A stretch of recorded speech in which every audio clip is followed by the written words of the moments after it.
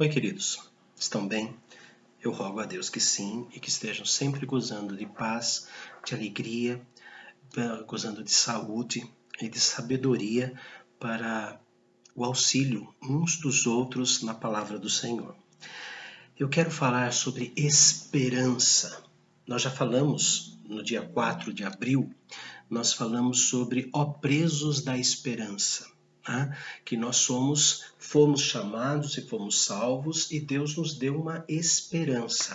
E que a esperança cristã, diferente da esperança humana, a esperança cristã, usada nos termos bíblicos, significa que eu tenho certeza absoluta daquilo que eu espero. Não estou vendo, mas a minha certeza é tão grande como se eu tivesse feito aquilo. Por exemplo, hoje de manhã eu coloquei água no filtro da minha casa. E agora aqui no escritório eu estou com sede. Então eu tenho uma esperança de que o filtro está cheio d'água. Por quê? Porque eu enchi. Então, o sentimento divino da esperança em nós é que nós não fizemos a nossa salvação. Foi Cristo quem fez a salvação. Mas nós esperamos de uma maneira tão certa como se tivesse sido por nós. Mas foi Cristo, é uma esperança certa. Está ali, como se eu estivesse vendo. E a palavra fé, é a certeza das coisas que se esperam e a convicção dos fatos que não se veem. Já a esperança humana é aquela esperança baseada num otimismo. Eu tenho esperança em fazer isto, aquilo outro, mas eu não tenho nenhuma prova de que aquilo vai acontecer. Eu não tenho nenhuma prova. Já a esperança cristã, eu tenho provas, que é a habitação do Espírito Santo em nós.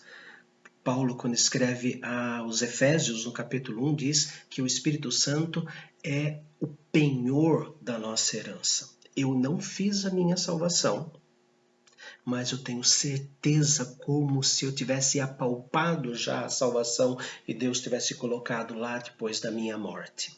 Então esta é a diferença entre a esperança humana e a esperança que Deus nos dá.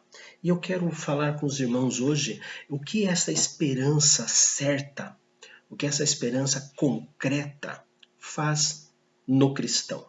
Como é que o cristão reage e o que ela opera dentro de nós. Pedro escreveu a sua primeira carta e lá no capítulo 1, no versículo 3, capítulo 1, versículo 3, ele coloca assim: Bendito o Deus e Pai de nosso Senhor Jesus Cristo, que, segundo a sua muita misericórdia, nos regenerou para uma viva esperança, mediante a ressurreição de Jesus Cristo dentre os mortos. Nós temos uma viva esperança. E quais são as bênçãos? Quais são as atitudes? O que esta viva esperança opera em nós? Primeira carta de Paulo aos Coríntios, capítulo 3. Primeira carta de Paulo aos Coríntios, capítulo 3. Eu vou ler do versículo 12 até o versículo 15. Primeira carta aos Coríntios, capítulo 3, de 11 a 15. Porque ninguém pode lançar outro fundamento além do que foi posto, o qual é Jesus Cristo. Contudo, se o que alguém edifica sobre o fundamento é ouro, prata, pedras preciosas, madeira, feno, palha, manifesta se tornará a obra de cada um, pois o dia a demonstrará, porque está sendo revelada pelo fogo. E qual seja a obra de cada um, o próprio fogo a aprovará. Se permanecer a obra de alguém que sobre o fundamento edificou, esse receberá galardão. Se a obra de alguém se queimar, sofrerá ele dano, mas esse mesmo será salvo, todavia como o que através do fogo. Ou seja, o nosso trabalho cristão, quando chegam as provações, a fidelidade nossa no trabalho para o Senhor. A viva esperança produz em nós uma fidelidade no trabalho de Deus. E se o nosso trabalho para Deus está sendo baseado na motivação de receber ouro, receber prata, receber qualquer outra coisa, ganhar fama, quando chegar o fogo da provação, coronavírus? Pode até ser. Quando chegar o fogo da provação, todos aqueles que baseiam o seu trabalho para Deus nos ganhos, diz o texto que o fogo consumirá. Mas aqueles que trabalham para Deus, por causa da viva esperança de que entrarão nos céus, de que os céus já estão nos aguardando, esse não sofrerá dano. O fogo, o coronavírus, a quarentena, as enfermidades, tudo que virá vai purificar a nossa atitude para com Deus. A viva esperança, em primeiro lugar, produz em nós uma fidelidade no trabalho do Senhor. Primeira carta de Pedro, capítulo 3. Primeira carta escrita por Pedro, capítulo 3, versículo 13 a 15. 13 a 15. Primeira carta de Pedro, capítulo 3, de 13 a 15. Ora, quem é que vos há de maltratar se fordes zelosos do que é bom? Mas ainda que venhais a sofrer por causa da justiça, bem-aventurados sois. Não vos amedronteis, portanto, com as suas ameaças, nem fiqueis alarmados. Antes, ao invés disso, santificai a Cristo como Senhor em vossos corações, estando sempre preparados para responder a todo aquele que vos pedir razão da esperança que há em vós. Vou ler o 16 e o 17 também. Fazendo, todavia, com mansidão e temor, com boa consciência, de modo que naquilo que falam contra vós outros, fiquem envergonhados os que difamam o vosso bom procedimento em Cristo. Porque se for da vontade de Deus, é melhor que sofrais por praticardes o que é bom do que praticando o mal. O nosso testemunho nos momentos de aflição. O teu Deus, onde está? O que o teu Deus está fazendo no meio do coronavírus? Onde está o teu Deus no meio do coronavírus, onde existem ateus e cristãos morrendo? O nosso Deus está no mesmo lugar que ele estava quando o filho dele morria na cruz. Na cruz. O nosso Deus está na cruz, em Cristo Jesus. Deus estava em Cristo reconciliando consigo mesmo. Onde está Deus no meio de toda essa aflição? Está praticando a salvação, nos dando a salvação. Através de quem? Dos salvos agora. Nós somos salvos, nós somos destemidos, nós somos corajosos no testemunho do Evangelho de Cristo, porque Ele implantou em nós uma esperança viva. Primeira carta aos Coríntios, capítulo 15, foi um sermão de Páscoa, domingo à noite. Primeira carta aos Coríntios, capítulo 15, 58. O que a viva esperança produz em nós? Primeira carta aos Coríntios 15, 58 diz assim: portanto, ou seja, como resultado da crença na ressurreição, portanto, meus amados irmãos, sede firmes, inabaláveis e sempre abundantes na obra do Senhor, sabendo que no Senhor o vosso trabalho não é em vão. Crescimento no trabalho de Deus. Não devemos ficar satisfeitos com o que fizemos até agora. Temos que fazer mais, sabendo que mais dia menos dia, mais hora menos hora, Deus vai usar o seu evangelho dentro do seu plano para salvar o pecador, por quem oramos, a quem falamos do evangelho de Cristo. A viva esperança produz em nós crescimento no trabalho de Cristo. Primeira carta de João, capítulo 3. Primeira carta do apóstolo João, capítulo 3. Primeira carta de João, capítulo 3, versículo 3. João, na sua carta, está defendendo a divindade de Cristo. E aqui no capítulo 3 ele está falando que se é bom, sermos conhecidos como filhos de Deus, ainda não se manifestou o que haveremos de ser, seremos semelhantes a Ele. E no versículo 3 ele diz assim: Então, quem tem essa viva esperança, né, de que receberemos coisas muito mais deliciosas do que doce de leite e pão de queijo, no céu teremos coisas muito melhores.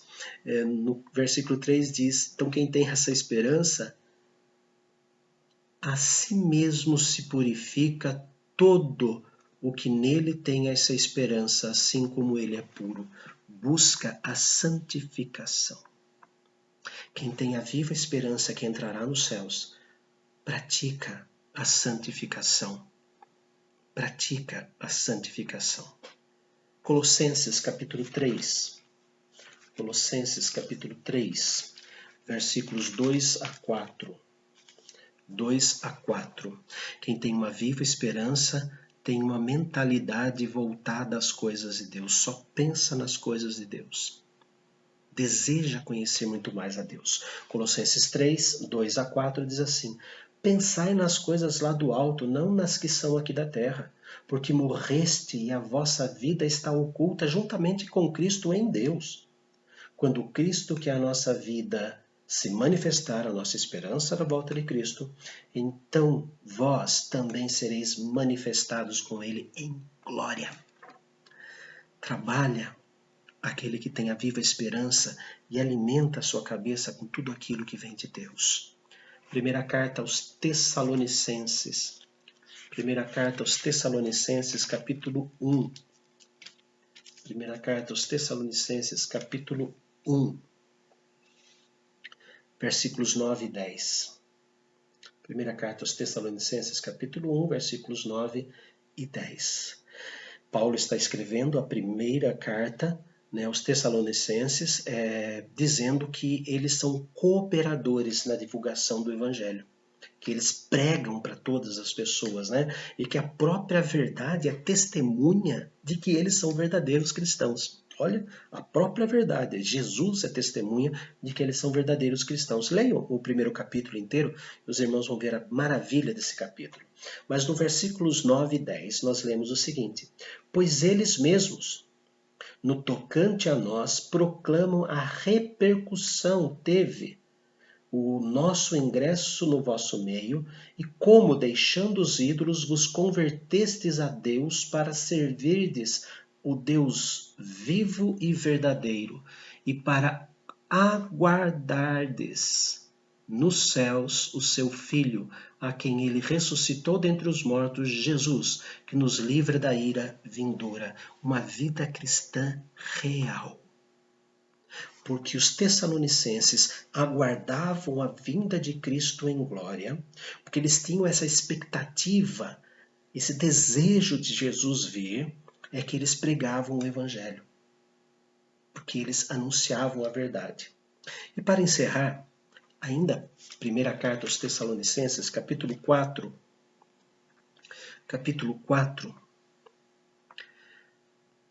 primeira carta aos Tessalonicenses 4, de 13 a 18. Não queremos, porém, irmãos, que sejais ignorantes com respeito aos que dormem, para não vos entristecerdes como os demais que não têm esperança. Pois, se cremos que Jesus morreu e ressuscitou, assim também Deus, mediante Jesus, trará juntamente em sua companhia os que dormem. Ora, ainda vos declaramos por palavra do Senhor isto: nós, os vivos, os que ficarmos até a vinda do Senhor, de modo nenhum precederemos os que dormem. Porquanto o Senhor mesmo, dada a sua palavra de ordem, ouvida a voz do arcanjo e ressoada a trombeta de Deus, descerá dos céus, e os mortos em Cristo ressuscitarão primeiro. Depois nós, os vivos, os que ficarmos, seremos arrebatados juntamente com eles entre as nuvens, para o encontro do Senhor nos ares, e assim estaremos para sempre com o Senhor. Consolai-vos, pois, uns aos outros com estas palavras. A viva esperança nos dá consolo diante da morte ou diante da volta de Cristo. Em tempos de coronavírus, eu tenho visto muitos cristãos morrendo de medo da morte, e morrendo de medo deste ser o fim do mundo. E alguns sensacionalistas ficam colocando que este é o sinal, A coronavírus é o sinal das pragas do último dia. Se conhecessem um pouco de história, saberiam que na peste negra, que começou em 1300 e alguma coisa e foi até a época da Reforma, até 1600 ela aconteceu, e no século XVIII apareceu de novo, no século XIX apareceu de novo. A peste negra, na primeira vez, matou 70% da população europeia. A peste negra matou 300 mil pessoas só na Europa. 300 mil pessoas. A gripe espanhola também. Mas o texto fala que ou eu morra, ou Jesus venha. Ter a viva esperança no meu coração me dá consolo nesta hora. Na hora da morte ou na hora da vinda de Jesus. Aqui está a linha divisória entre o convertido e o convencido. O convertido sabe que se morrer ou Jesus voltar, ele ouvirá dos lábios de Jesus: vinde benditos de meu Pai. O convencido, o que não foi transformado pela graça, morre de medo da morte e morre de medo da volta de Jesus. Santo Deus, agradecemos porque o Senhor implantou em nós a viva esperança na cruz do Calvário, na ressurreição e no enviar o Espírito Santo. Somos gratos, ó Pai bendito, porque esta esperança é viva e não morta, ela não cochila, ela é alimentada a todo instante.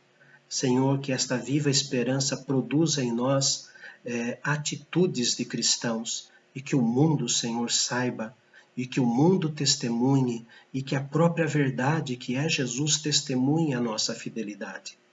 O Senhor venha, ou que nós morramos, nós estaremos contigo. Que seja para a tua glória a nossa vida. Amém. Que todos tenham um excelente dia.